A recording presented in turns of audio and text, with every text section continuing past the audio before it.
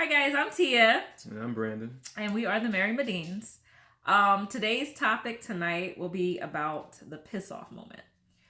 Brandon and I have been in marriage counseling now for about maybe 6 weeks to a month. And we see it through our pastor at the church. And he kind of gives us some tips on, how to handle things once we get married. And one of our assignments was called the piss off moment. We were basically told that we had to come up with a way to piss each other off intentionally. And the reason being is because we needed to see how we handle that piss off moment. So the whole week, guys, we see our pastor for marriage counseling on Mondays. Come Friday, me and Brandon are like, wow, this is a really good week. Like, we're doing great, right? So then all of a sudden... Sunday comes around, and this is Easter Sunday, mind you. I had it in my head that I wanted to cook, make a breakfast. But then I was like, you know what? Nah, let's just make some muffins and some little stuff there so people can just pick and eat. And you shaking your head already. And when Brandon asked me, as we're walking down the steps from church, he asked me, so what are we going to eat tonight? And I'm like, or what are we going to eat this morning? I'm sorry. And we're like, and I'm like, Brandon, like, I'm going to make some muffins and some meat and stuff. And I don't want that. I ain't going to eat that. I want pancakes. What do you kids want to eat? He looked back. He had the nerve to look back at the kids and ask them what they want to eat after I told him what I was going to cook. Ladies and gentlemen, you want to talk about a piss off moment. Would you like to step in on this, Brand?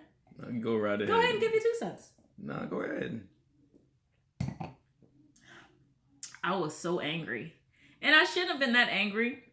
But it was the fact that I had already had this in my mind that I was going to do this. And the first thing that comes out of his mouth is, I ain't eating that. And ladies and gentlemen, let's not get it twisted. Brandon is not the type of guy that really tells you all the time, that he's not interested or he's not going to do that. Normally I'm used to, okay, that's fine. But this particular day he didn't do that. And it really pissed me off. It irked her so bad. So what I did was I decided, you know what? I'm not going to talk to this fool. I'm a fool? We got home. I called my girlfriend on the phone as we were in the car. And That's a no-no. That's a big no-no. And we went to Philly. To Medines. It's a hair place. You got to check it out. Medines Solutions. That's a big no-no. We went to... Isn't Medines nice though? It's nice, but it's a big no-no we to went be on to the phone with your girlfriend knowing that we're trying to rectify this piss off. We went to Medines and got some hair stuff. Crazy. I called him because I didn't want to cook this Easter, so we had it actually catered by a local restaurant, and I needed his help picking the food up. So... You think I was going to help with Ladies, what do you think? Do you think he helped me? Did you help me? I had to. Exactly. So I come back. He gets in the car. We don't say nothing to each other, and I am pissed. And I guess at that point he's pissed too because he don't say nothing, right? Mm-hmm. So then we are at the restaurant and we're getting our box of food. Well, the crazy part is that this lady was all up in our box of food. She was like. Just all up in our box of food. You're missing the whole story, man. What part of the story? The whole story is after church. I try to apologize. Oh, his apology. I did try to apologize. I forgot about for stepping out of line because she already had the stuff planned. Mind you, she had it planned for her, not for us. But that's another topic. Another video. But yeah, I try to apologize. I try to be the bigger person and say, hey, I was out of line for you. Try to apologize. I was wrong. I was dead wrong, but it was too late. The damage was done. And I had to just let it burn. And I was not feeling his apology at that time. I was not. I was like, okay, thank you, but whatever. I was like, you know what? You want pancakes? You can make your own daggone pancakes. Yeah, she was in a funky attitude. And guess what he did? He made his own pancakes, but he didn't make me any pancakes. He was going to Philly. Really? It was in Philly. By the time you come back, it was dinner. By the time I came back, it was like 1:30. It was about to be dinner time. He was getting ready for dinner. Anywho, people. At least I didn't make no muffins. Anywho, so that was pretty much our piss off moment. And then when we decided to have Easter at my sister's house. So we brought the food to my sister's house. We ate it. Me and Brain barely talked. So then I text him, like after he dropped off his kids with their mom, I text him and I said, Brand, like, I'm going to stay a little bit longer. Are you planning on coming back?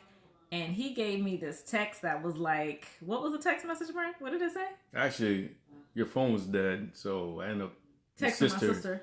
Yeah, was speaking on behalf of you. And you told her, thank you for your hospitality, but I don't think I'll be coming back. And I said, I'll tell Tia I'm out. Mm-hmm. Yeah. And I guess in retaliation for me, Brandon decided to stay out late at night. I got home like 9:30. So what? You're always home. You're always home. You're always home. I got back at 9:30. Yeah, I was a little heated. So it was my time to get my little me time and cool off. I think was it correct? No, it was a bad idea, but I needed it.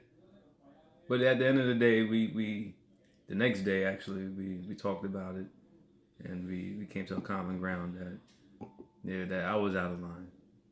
I was. I mean, yeah, and we talked with my pastor, and he made us talk about this compromise thing and everything like that, and I get it, and whatever. But I think it was actually a good assignment. I mean, I know most people would probably say a piss-off moment assignment, but I think it was good because we really seen how we reacted. I guess when me and Brandon get pissed off at each other, we don't communicate at all. Yeah, that's bad. We cut off our communication, and, in a relationship, communication is number one. So we kind of just want to give you guys, again, some ideas of just how to handle your situation, especially being engaged. And I'm telling you, like, this premarital situation is just, like, by far the worst. And I'm hearing that it's not just us. This is a normal thing. So if you were having some ups and downs in that engagement process, especially if you're trying to do it right, it's hard. It's not easy. You definitely have to communicate. And me and Brandon are not saying this as experts because we're just learning ourselves. We were just told this Monday past that we need to learn to communicate better. So, we're actually the same type of people. When we get upset, we get quiet, and then we just distance ourselves separate ways. That's not healthy at all. We distance ourselves from each other. It's not good, but it's just something that we do. I'm sure a lot of people out there probably do that too. But it's just to kind of give you some information about, where you stand at. So when you have your little piss off moment, try and handle it with some kind of communication. It's kind of like you want to make that other person upset because you want them to feel the way you do, but it's not what's best. So that's pretty much all that we have to share in the piss off moment. Did you have anything to share? You said much. You said it all. All right, guys. Well, thank you for watching the Mary Medines, and we love you. Peace. Peace out.